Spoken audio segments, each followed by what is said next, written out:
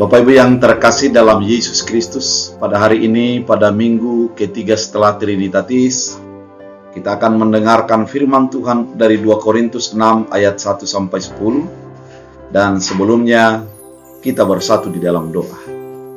Damai sejahtera Allah yang melampaui segala akal dan pikiran, itulah yang memelihara hati dan pikiran dalam Kristus Yesus Tuhan. Amin.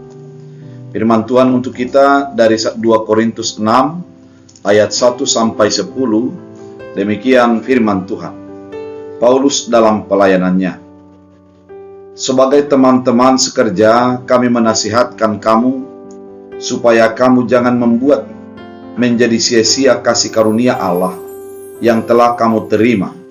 Sebab Allah berfirman, pada waktu aku berkenan, aku akan mendengarkan engkau, dan pada hari aku menyelamatkan, aku akan menolong engkau. Sesungguhnya, waktu itu adalah waktu berkenan itu. Waktu ini adalah waktu berkenan itu. Sesungguhnya hari ini adalah hari penyelamatan itu. Dalam hal apapun kami tidak memberi, sebab orang tersandung, supaya pelayanan kami jangan sampai dicela.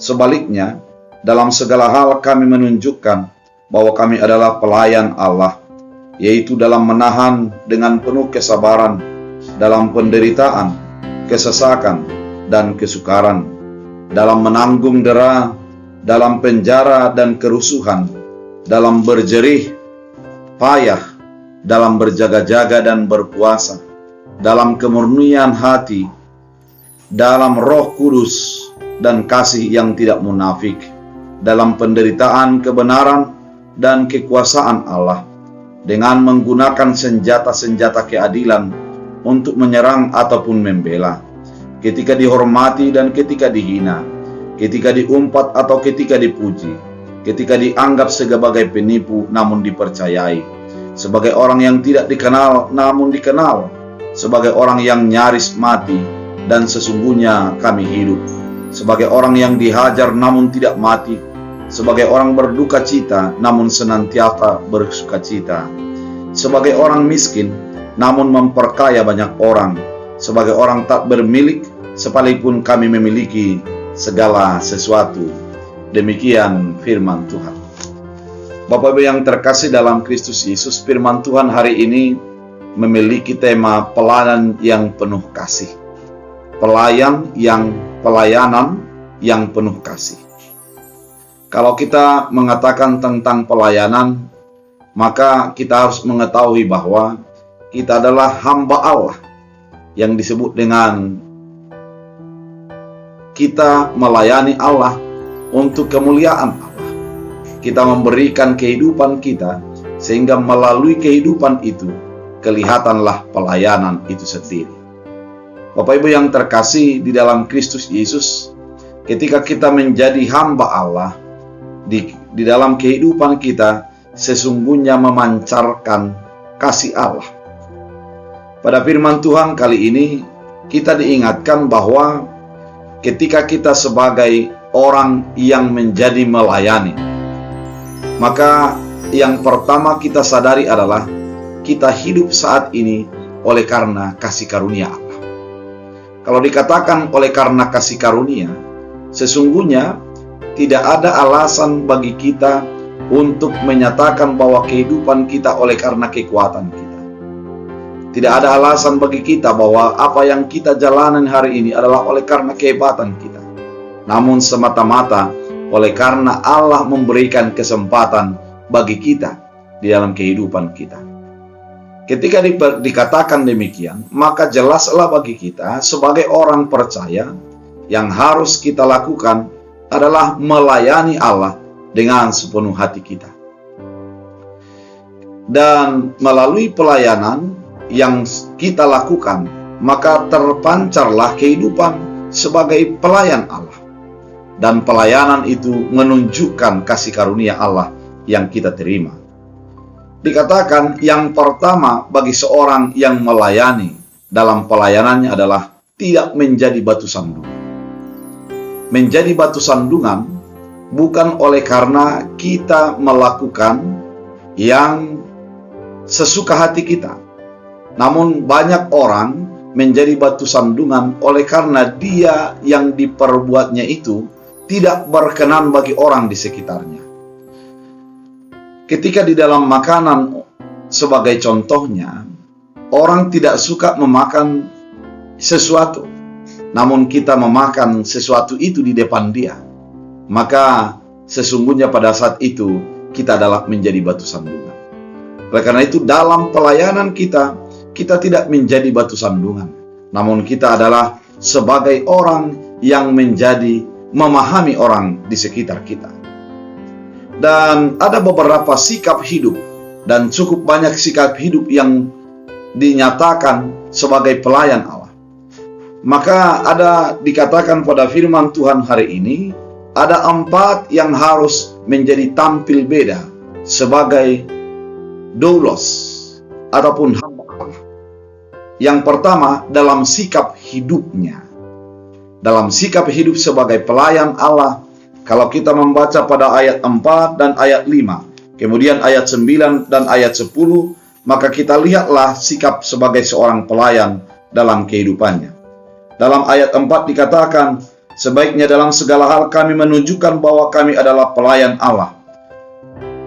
Di dalam sikap hidupnya yang pertama, dalam menahan dengan penuh kesabaran dalam penderitaan, kesesakan, kesukaran, dalam menanggung dera, dalam penjara dan kerusuhan, dalam berjerih payah, dalam berjaga-jaga dan berpuasa. Sikap hidupnya itu adalah menanamkan kesabaran.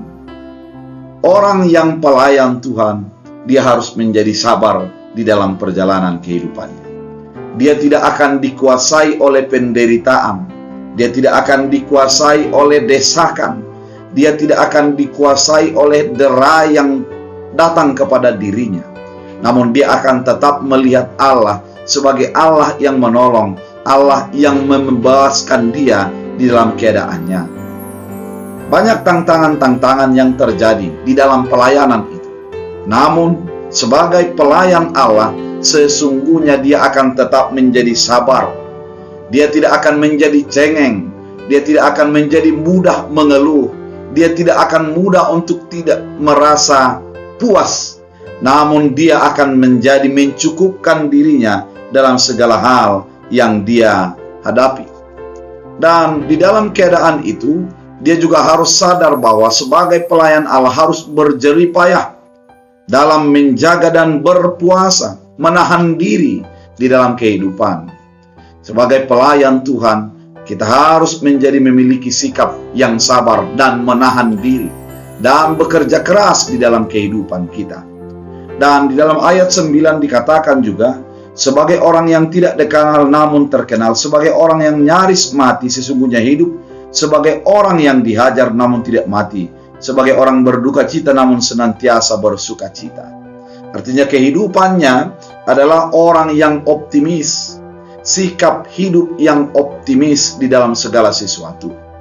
Dia tidak akan menjadi mudah untuk goncang dan goyah, untuk menjadi yang tersudut dalam kehidupannya, namun selalu melihat sesuatu dari segi positif dan optimis. Sikap hidup yang demikian merupakan sikap hidup sebagai pelayan Allah di dalam kehidupan kita. Yang kedua, ketika kita menjadi mengatakan sebagai pelayan Allah, yang kedua sikap dalam pola pikir. Pada ayat 6 dikatakan bagaimana pola pikir sebagai orang percaya, sebagai hamba Allah adalah dalam kemurnian hati, pengetahuan, kesabaran, kemurahan hati dalam Roh Kudus dan kasih yang tidak munafik. Artinya ketulusan ada di dalam diri orang yang melayani Allah. Dia menyatakan dari hatinya, dari imannya, mengeluarkannya dan tidak munafik sikapnya. Dia jujur terhadap apa yang dikatakannya, jujur terhadap apa yang dipikirkannya, dan melakukannya penuh dengan percaya kepada Kristus Yesus. Dikatakan di dalam firman Tuhan, dalam Roh Kudus dan dalam kasih yang tidak munafik. Kita itu menjadi hidup di dalam kekudusan, dan tidak menjadi berpura-pura di dalam pelayanannya. Seorang yang melayani Allah, pelayanannya harus memancarkan ketulusan dan kejujuran yang tidak menjadi pura-pura di dalam kehidupan. Yang berikutnya pada ayat 7, memiliki sikap pelayanan yang menjadi murni. Dikatakan dalam ayat 7, dalam pemberitaan kebenaran dan kekuasaan Allah dengan menggunakan senjata keadilan untuk menyerang ataupun membela. Artinya, di dalam pemberitaan kita, pelayanan kita, yang kita utamakan adalah kekuasaan Allah. Memberitakan kebenaran Allah, bukan memberitakan tentang kebutuhan kita, bukan untuk mencari kenyamanan kita, namun Allah lah yang diberitakan di dalam pelayanan itu. Ketika kita sudah mengetahui bahwa kita hidup di dalam kasih karunia Allah dan kita menjadi melayani Allah, mari beritakan Allah, bukan menjadi kepentingan, bukan menjadi keinginan, ataupun menjadi apa yang menjadi cita-cita hidup, namun harus tetap fokus kepada Allah. Itulah pelayanan itu. Di dalam firman Tuhan dikatakan memberitakan kebenaran dan kekuasaan Allah dengan menggunakan senjata keadilan. Artinya dalam pelayanan itu memulai dari diri sendiri dengan tidak curang, dengan melakukan kebaikan, melakukan kebenaran, dan menjadikan orang lain menjadi mengenal Allah di dalam pelayanan kita. Dan yang keempat adalah dengan masalah kekuasaan. Kalau kita baca dalam ayat 8, demikian dikatakan, ketika dihormati dan ketika dihina, ketika diumpat atau ketika dipuji, ketika dianggap sebagai penipu namun dipercayai. Sebagai yang melayani Allah, tidak terlepas daripada hinaan, tidak terlepas daripada umpatan, tidak terlepas daripada dipuji dan juga dihina, tidak terlepas daripada kata-kata yang menganggap sebagai penipu. Namun sebagai orang percaya, dia tetap melihat kuasa itu dari Allah, bukan menjadi berubah sikap dan hidupnya ketika dihadapkan dengan persoalan hidup. Dia akan menjadi tetap fokus kepada Allah, karena Allah lah yang memberikan pelayanan itu dalam kehidupan. Ketika kita menjadi dipuji, tidak akan menjadi kehilangan kesadaran diri. Dan ketika kita dihina, tidak akan menjadi merasa tersingkirkan, namun tetap fokus kepada Allah yang memberikan pelayanan. Bapak Ibu yang terkasih dalam Kristus Yesus, pelayanan yang penuh kasih itu adalah pelayanan yang menyadari bahwa apa yang dilakukannya berdasarkan kasih karunia Allah. Dan ketika dia melaksanakan pelayanannya, dia akan memancarkan pelayanan itu melalui sikap hidup yang jujur, tulus, dan penuh dengan kesabaran, mendedikasikan dirinya sepenuhnya untuk melayani Allah. Dan kelihatan daripada pola pikir yang hanya memikirkan tentang kebenaran, keadilan, dan menyatakan tentang keselamatan yang daripada Allah. Pelayanan itu adalah pelayanan yang menjadi menyelamatkan dan menyatakan Kristus Yesus, menyatakan kuasa Allah di dalam pelayanan itu. Dan kekuasaan bukan menjadi tujuan orang yang melayani. Ketika diberikan kekuasaan, dia tidak akan menjadi kehilangan akal dan menjadi otoriter. Namun ketika tidak juga diberikan kekuasaan, dia tetap memiliki sikap yang sama ketika dilayani dan ketika melayani dan ketika menjadi menerima jabatan daripada pelayanan itu. Oleh karena itu, pelayanan yang diterangkan pada saat ini adalah pelayanan yang penuh dengan kasih, yang memancarkan Kristus, yang berfokus kepada Yesus Kristus.